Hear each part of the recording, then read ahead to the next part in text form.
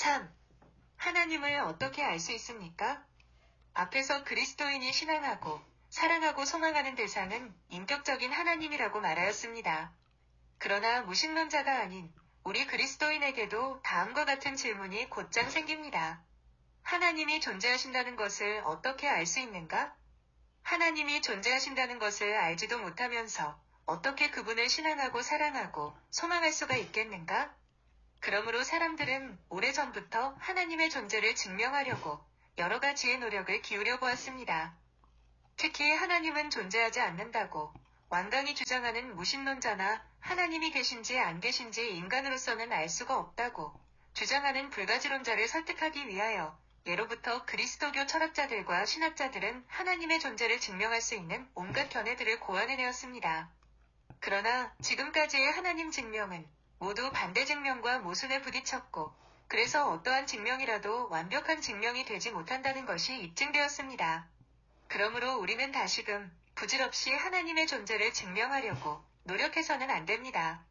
하나님의 존재가 이성에 의해 완전히 증명되지 못하는 이유는 인간의 유한성 때문입니다. 경험의 영역에 갇혀있는 인간의 언어와 논리는 경험을 초월하는 존재를 완벽하게 설명할 수가 없습니다.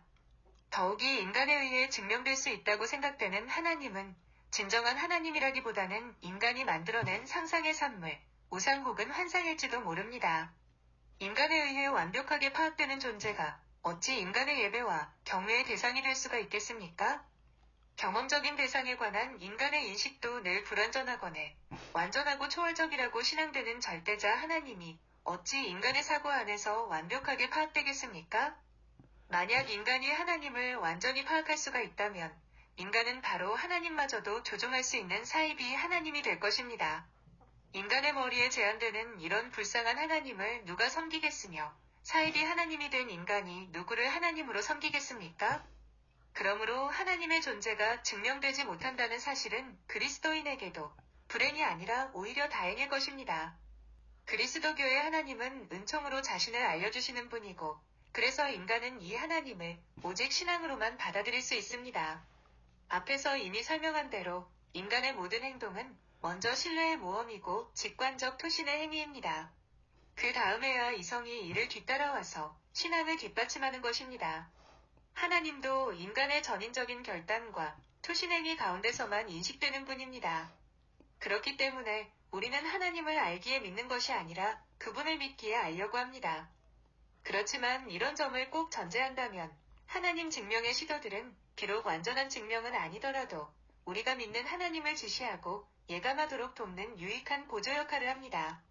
그러므로 하나님을 신앙한다는 전제 아래서 하나님 증명을 살펴보기로 합시다. 인간에겐 세 가지의 보편적인 통일된 관념이 있습니다. 그것은 하나의 세계, 하나의 영혼, 하나의 신에 대한 관념입니다. 그래서 하나님 증명도 대체로 세 가지 유형으로 나누어집니다. 1. 우주로부터 하나님을 증명하려고 합니다. 가장 오래된 하나님 증명은 우주의 모든 현상, 즉 운동, 질서 등의 원인을 추적하면서 최초의 원인을 하나님이라고 말하는 방식을 사용하고 있습니다. 이것은 아퀴나스라는 신학자가 최초로 시도한 방식입니다. 만물의 최고의 원인이 있는가? 또 그러한 원인이 있다면 그것은 어떻게 생각할 수 있는가? 를 알아보기 위하여 옛날에 인도인들이 생각했던 지구 이해를 예로 들어봅시다. 그들은 지구가 공중에 떠있지 않고 큰 거북에 의해 떠받쳐 있다고 생각했습니다. 이 거북은 우주의 최초의 원인이 되는 셈입니다. 그런데 이 거북은 자신을 떠받쳐주는 아래의 거북을 갖지 않기 때문에 무한히 큰 거북인 셈이고 그래서 이 거북은 스스로 존재하는 거북 더 이상의 원인을 갖지 않는 거북인 셈입니다. 이런 생각은 하나님을 스스로 존재하는 자로 생각하는 유대교, 그리스도교의 가르침과 흡사합니다. 즉 오직 한 분의 하나님만이 우주의 처음 원인입니다. 설명 A. 그렇지만 많은 사람들은 더 이상 원인이 없는 하나님을 받아들이지 못합니다. 그들은 꼬치꼬치 캐묻습니다. 왜 하나님이 마지막 원인이어야 하느냐? 하나님은 또 누가 만들었나? 지구가 꼭 한 마리의 거북에 의해 지탱될 수 없다는 말입니다. 즉, 그 거북도 자신을 지탱하는 다른 거북을 가져야 한다는 것입니다. 그렇게 되면 무한히 많은 거북이 지구를 떠받치고 있는 셈이 됩니다. 다시 말하면 만물의 원인은 끝이 없게 되는 셈입니다. 설명 B. 그렇지만 그 어느 누구도 만물의 원인을 무한히 캐물을 순 없습니다. 아니, 우리는 무한을 감히 상상조차 하지 못합니다. 끝이 없는 산수놀이에 지치거나 포기하다 보면 에라, 모르겠다. 골치 아픈 문제로 고민하느니 차라리 모른다고 말하는 편이 속 편하겠다. 는 결론이 아닌 결론으로 빠지게 될 것입니다. 그래서 생각해낸 또 하나의 기발한 생각은 여러 거북들이 하나의 염주와 같이 고리를 이루고 있는 모습입니다. 이 생각에 의하면 많은 거북들이 제각기 위에 거북을 떠받치면서도 동시에 아래의 거북에 의해 떠받쳐 있습니다. 그렇다면 우주는 처음도 끝도 없는 셈이 됩니다. 모든 것이 원인이 되면서도 결과가 되는 셈입니다. 이것은 불교, 힌두교의 가르침입니다. 설명시. 우리는 이 세 가지 설명을 어떻게 판단해야 좋을까요? 설명시는 설명 A와 설명 B의 모순을 해결한 가장 그럴듯한 설명 같습니다만 모든 존재가 스스로 신이면서도 피조물이라는 모순에 빠집니다. 모든 존재가 서로 섬기고 섬김받을 뿐이지 절대적으로 섬길 유일한 대상은 없는 셈입니다. 아니, 모두가 절대자인 셈입니다. 불교식으로 말하자면 모든 중생, 인간이 본래 부처인데 그것을 깨닫지 못하는 것이 문제라는 것입니다. 그렇다면 이미 부처인 인간이 왜 석가를 신앙의 대상으로 믿고 부처가 되려고 노력하는 걸까요? 이것은 인간이 결코 절대자가 아니라 절대자를 의지할 수밖에 없는 유한한 존재라는 것을 말해주는 것이 아닐까요? 만약 불교의 가르침대로 인간이 원래부터 부처라고 말한다면 부처에게 귀의하지 말고 자신이 부처임을 깨닫기만 하라고 가르쳐야 할 텐데 왜 부처에게 귀의하라고 가르치는지 나는 잘 모르겠습니다. 인간은 유한한 존재로서 절대자를 추구하고 의지하기 때문에 자신을 절대자로 생각하라는 것은 모순이 아닐까요? 그래서 깨달음의 도리인 불교도 어언듯 종교가 되고 만 것이 아닐까요? 물론 설명 A도 썩 합리적인 설명이 아닙니다. 왜 하나님은 더 이상 원인도 없이 스스로 존재하신다는 말입니까? 왜 우리가 하나님의 원인을 더 이상 캐물을 수가 없다는 말입니까? 어린이도 가끔 아빠, 하나님은 누가 만들었어? 라고 묻지 않습니까? 그래서 그리스도인들이 하나님은 스스로 존재하는 분이야. 더 이상의 원인은 없어. 라고 주장하면 어떤 사람들은 같은 논리를 써서 그렇다면 나는 차라리 이 세계가 스스로 존재한다고 생각하겠어. 이 세계도 더 이상 원인이 없어. 라고 말합니다. 그렇다면 우리는 이런 주장을 어떻게 논리적으로 반박할 수 있을까요? 그러나 설명 A도 결국엔 설명 C와 같이 세계가 곧 하나님이다라는 주장, 즉 범신론으로 빠집니다. 만물의 원인을 생각할 때 우리는 다음의 경우를 한번 생각해 봅시다. 우리가 사막 한복판에서 우연히 시계 하나를 발견했다고 합시다. 그때 우리는 이 시계가 여기에 존재하게 된 원인이 뭘까? 이 정교한 시계가 생겨난 이유가 뭘까? 라고 궁금하게 생각할 수 있습니다. 시계가 제 힘으로 사막까지 왔다거나 오랜 시간이 지나자 우연히 시계가 만들어졌다는 논리보다는 어떤 지혜로운 시계공이 이를 설계하여 만들었고 이를 사막에서 잃어버렸다고 믿는 것이 훨씬 자연스럽게 들립니다. 우수한 시계를 만든 지능적인 인간을 생각하는 것처럼 우수한 물질 조직에 배후에 우수한 정신적 존재, 영적인 하나님이 있다고 믿는 것은 결코 업적과 맹신만은 아니라고 생각합니다. 물론 이런 설명도 완벽한 하나님 증명은 아닙니다. 우주 안에는 이성으로 풀 수 없는 혼돈, 맹목, 우연이 가득 차 있습니다. 그러므로 하나님을 믿는 것은 앞에서 말했다시피 1차적으로 직관적 결단, 모험입니다. 그렇지만 어떠한 신념이든지 그 속에는 일정한 믿음이 자리 잡고 있다면 나는 혼돈을 믿느니 차라리 질서를 믿고 혼돈 속에서도 질서가 이루어지고 있다는 신념을 선택하고 싶습니다. 그리고 믿음으로 우주를 창조하신 하나님을 고백하고 그분의 영광과 사랑을 찬양하노라면 이 우주가 하나님의 작품임을 한 목소리로 증명하고 있다는 확신에 사로잡힙니다. 파스칼이 말한 대로 마음은 머리가 알지 못하는 그 나름의 논리를 가지고 있다고 할 수 있습니다. 그렇다면 자연도 훌륭한 하나님의 편지로 느낄 수 있습니다. 그리고 자연 속에는 자연을 만드신 하나님이 자신을 알도록 남기신 흔적이 있고 바울의 고백처럼 비록 파편적이나마 하나님의 영광과 신성이 빛난다는 것을 느낄 수 있습니다. 2. 인간의 영혼으로부터 하나님을 증명하려고 합니다. 일반적으로 사람들은 고독하고 괴로울 때 자신을 위로하고 구원해 줄 그 어떤 절대자를 찾으며 그 절대자를 찾았다고 확신하게 되면 놀라운 안정과 기쁨을 되찾게 됩니다.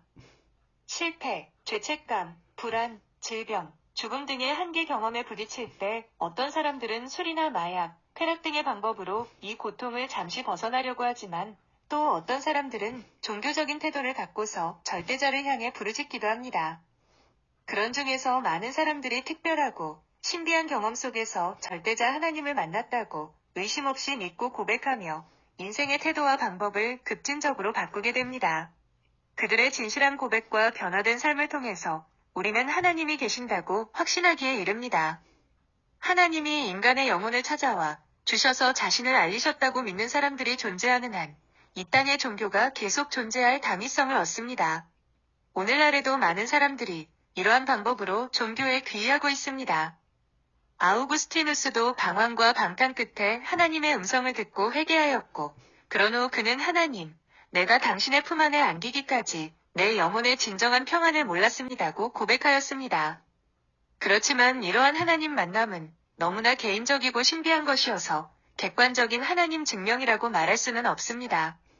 아니, 많은 사람들은 한계 상황 속에서 그 어떤 진정한 절대자를 만나기보다는 환상이나 망상 혹은 욕망의 그림자를 보거나 이를 만들어내기도 합니다. 때때로 종교적 체험은 정신적, 심리적 질병의 현상과 흡사할 때가 많습니다. 그리고 종교가 종종 이를 악용할 때도 있어서 사회적 지탄을 받기도 합니다. 그렇지만 우리의 눈이 종종 착각을 읽힌다고 해서 우리의 눈이 보는 모든 것을 의심할 수는 없습니다. 우리의 생각이 종종 환상을 만들고 또 환상을 본다고 해서 모든 환상이 다 거짓이라고 우길 수도 없습니다. 그처럼 비록 인간의 욕망이나 환상이 절대자를 만들거나 혼동을 일으킬 수 있고 또 인간의 그러한 체험이 무조건 절대적인 하나님 증명이 될 수도 없지만 다른 한편으로 생각하면 인간의 욕구는 대개 그 충족의 대상을 지향하고 있음을 알 수 있습니다. 목이 마르면 물이 존재합니다. 배가 고프면 밥이 존재합니다. 빛이 그리우면 태양이 떠오릅니다. 이성이 그리우면 연인이 존재합니다. 진리가 그리우면 진리가 발견됩니다. 정의에 목마르면 정의가 이루어집니다. 비록 이런 욕구가 종종 빗나가고 어그러진다고 하더라도 또 비록 욕구의 대상이 종종 왜곡된다고 하더라도 욕구의 대상을 깡그리 부인할 수는 없지 않을까요?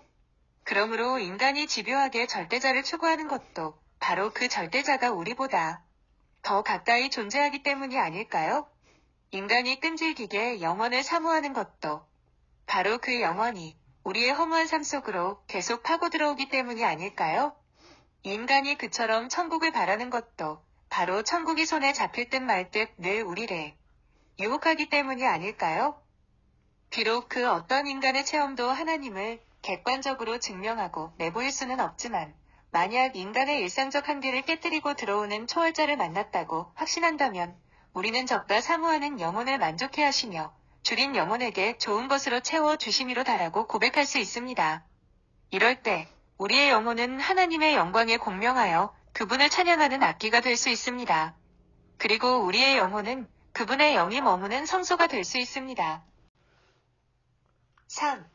하나님의 이름으로부터 하나님을 증명하려고 합니다. 이 증명 방식을 논리적으로 정교하게 설명하려고 한 자는 안셀름입니다. 그는 자신이 알고 있는 하나님에 대한 생각으로부터 하나님의 존재가 필연적으로 증명된다고 생각했습니다. 즉 하나님은 그분 이상으로 더 위대한 자를 생각할 수 없는 자이기 때문에 실제로 존재할 수밖에 없다는 것입니다. 왜냐하면 만약 하나님이 생각 속에서만 가장 위대한 분으로 생각된다면 그런 하나님은 실제로 존재하는 작은 벌레보다도 못한 존재이기 때문입니다. 생각 속에서 가장 위대하다고 생각되는 자가 정말로 위대하기 위해서는 필연적으로 존재해야 한다는 것입니다. 이 논리는 가장 정교하고 완벽한 것 같지만 많은 반대에 부딪혔습니다. 내가 가장 완전한 섬이 있다고 생각한다고 해서 그런 섬이 존재하는 것은 아니라는 것입니다. 나의 은행구좌에 많은 돈이 있을 것이라고 생각한다고 자연히 돈이 존재하는 것은 아니라는 것입니다. 생각은 생각일 뿐이지 생각이 필연적으로 존재를 입증하지 못한다는 것입니다. 때때로 우리의 상상이 실제와 무관한 것을 우리는 잘 알고 있습니다. 상상 속의 용이 실제로 존재한다고 믿기 어렵습니다. 상상 속의 유토피아가 이 땅 어디에 있다고 믿을 수 없습니다. 그처럼 하나님에 대한 관념, 하나님의 이름 혹은 하나님의 개념이 자동적으로 하나님의 존재를 입증하는 것은 아닙니다. 그렇지만 거꾸로 생각해서 만약 우리가 가장 위대하고 선하며 절대적인 하나님이 존재하신다는 것을 믿음으로 전제한다면 그런 존재가 자신의 존재를 모든 사람들에게 알려주셨으리라고 믿을 수 있습니다. 그런 분이라면 어떠한 방법으로든 자신의 존재를 모든 사람들에게 알려주셨을 것이라고 믿는 것은 자연스럽습니다. 그런데 사람이라면 누구나 어느 연령에 도달하면 하나님에 대한 관념을 갖게 되는데 우리는 이러한 본능적, 선천적, 직관적 관념이 바로 하나님으로부터 직접 유래했다고 믿을 수도 있습니다. 예를 들어 어떤 자식이 어떤 사건으로 인해 태어나자마자 부모와 고립되었다고 가정하십시다. 만약 그 부모가 자식을 진실로 사랑하는 자라면 어떤 방법으로든 자신의 존재를 알리기 위하여 최선을 다하리라고 미루어 짐작할 수 있습니다. 우리는 가끔 꿈이나 환상 혹은 텔레파시를 통해 실종된 자를 기적적으로 찾게 되었다는 기사를 접한 적이 있습니다. 이처럼 만약 우리가 세계를 창조하시고 사랑하시는 하나님이 계신다고 믿는다면 그분이 모든 인간의 관념 속에 자신의 이름 혹은 개념을 새겨주셨을 것이라고 믿을 수 있습니다.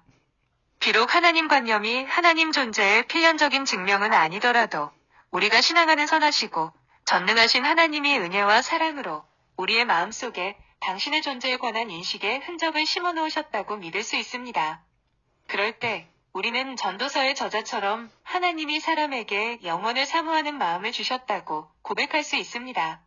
그리고 바울처럼 그 어떠한 것도 우리를 하나님의 사랑에서 끊을 수 없으리라고 고백할 수 있습니다. 경청해 주셔서 감사합니다.